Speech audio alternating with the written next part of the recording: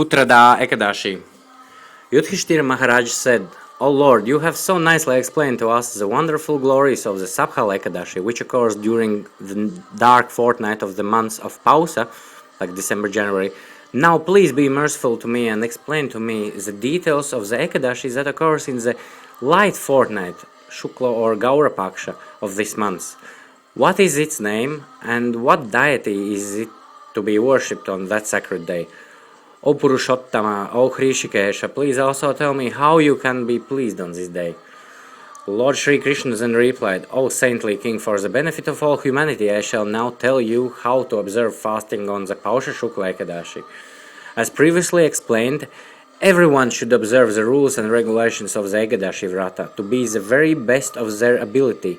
This injunction also applies to the Ekadashi named Putradā, which destroys all sins and elevates one to the spiritual abode. The Supreme Personality of God, Sri Narayana, the original personality, is the worshipable deity of the Ekadashi, and for his faithful devotees he happily fulfills all desires and awards full perfection.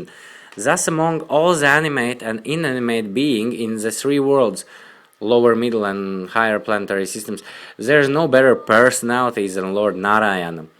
O king, now I shall narrate to you the history of Putradā Ekādaśī, which removes all kinds of sins and make one famous and learned. There was once a kingdom named Bhadravati, which was ruled by King Hṛṣīkeśa. His queen was the famous Shaibya. Because he had no son, he spent a long time in anxiety thinking, "If I have no son, who will carry on my dynasty?" In this way the king meditated in the religious attitude for a very long time, thinking, "Where should I go? What should I do? How can I get a son?" King Hṛṣīkeśa could find no happiness anywhere in his kingdom, even in his own palace, and soon he was spending more and more time inside his wife's palace, gloomily thinking only on how he could get a son. Thus both King Hṛṣīkeśa and Queen Shaibya were in great distress. Even when they offered tarpana, like oblations of water, to their forefathers, their mutual misery made them think that it was as undrinkable as boiling water. They thus thought that they would have no descendants to offer tarpana to them when they died. The king and queen were especially upset to learn that their forefathers were worried that soon there would be no one to offer them tarpana. After learning of their forefathers' happiness, the king and queen become more and more miserable, and neither ministers, nor friends, nor even loved ones could cheer them up. To the king, his elephants and horses and infantry were no solace, and at last he became practically inert and helpless.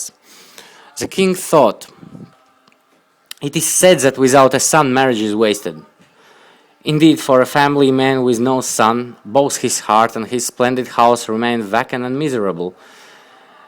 Bereft of a son, a man cannot liquidate the debts that he owes his forefathers, the demigods, and to other human beings. Therefore, every married man should endeavor to beget a son, thus he will become famous within this world and at last attain the auspicious celestial realms. A son is proof of the pious activities a man performed in his past 100 lifetimes, and such a person achieves a long duration of life in this world, along with good health and great wealth. Possessing sons and grandsons in these lifetimes proves that one has worshipped Lord Vishnu, the Supreme Personality of God, in the past.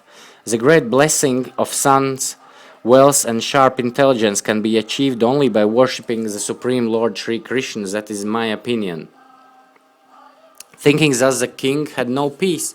He remained in anxiety day and night, from morning to evening, and from the time he lay down to sleep at night until the sun rose in the morning. His dreams were equally full of great anxiety. Suffering such constant anxiety and apprehension, King Sukuteman decided to end his misery by committing suicide. But he realized that suicide throws a person into a hellish condition of rebirth, and so he abandoned that idea, thinking that he was gradually destroying himself by his all-consuming anxiety over the lack of a son. The king at last mounted his horse and left for the dense forest alone. No one, not even the priests and brahmanas of that palace, knew where he had gone. In that forest, which was filled with deer and birds and other animals, King Suketuman wandered aimlessly. Nothing at all different kinds of trees and shrubs such as the fig, bellfruit, date palm, jackfruit, bakula, sapat parmya, tinduka and tilaka, as well as shalatala, tamala, sharala, hingota, arjuna, labhera, baheda, salaki, karonda, patala, khaira, shaka and palasha trees.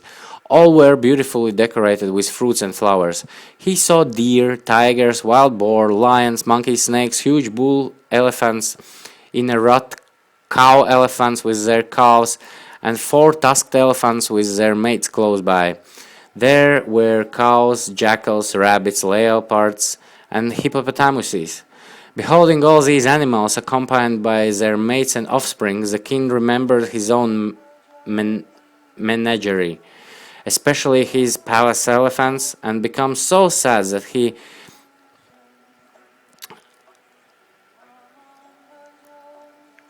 absent-mindedly wandered into their very midst. Suddenly the king heard a jackal howl in the distance. Startled, he began wandering about, looking around in all directions. Soon it was midday, and the king started to tire. He was tormented by hunger and thirst also. He thought, what sinful deed could possibly have done so that I am now forced to suffer like this, with my throat parched and burning, and my stomach empty and rumbling? I have pleased the devas with numerous fire sacrifices and abundant devotional worship. I have given many gifts and delicious sweets in charity to all the worthy brahmanas too, and I have taken care of my subjects as though they were my very own children. Why then am I suffering so, when unknown sins have come to bear fruit and torment me in this dreadful way? Absorbed in these thoughts, King Suketuman struggled forward, and eventually, due his pious credits, he came upon a beautiful lotus-bearing pond that resembled the famous lake Mansaravara.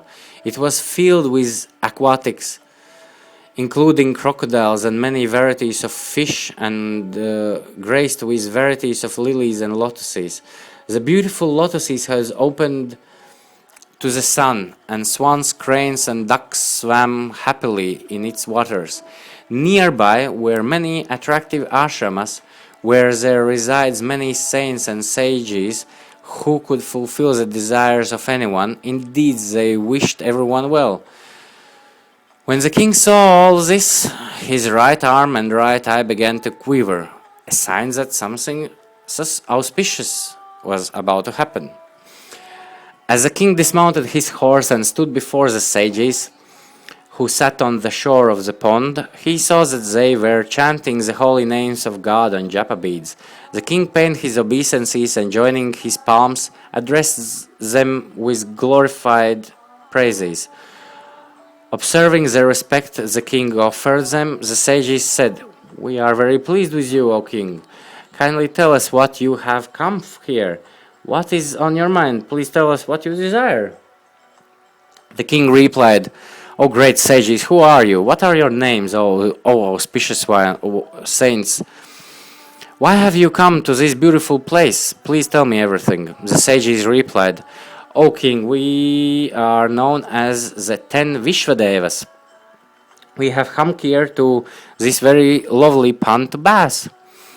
The month of Magha will soon be here in 5 days, and today is the famous Putradā Ekādaśī. One who desires a son should strictly observe this particular Ekādaśī. The king said, I have tried so hard to have a son. If you great sages are pleased with me, kindly grant me a boon and of having a good son.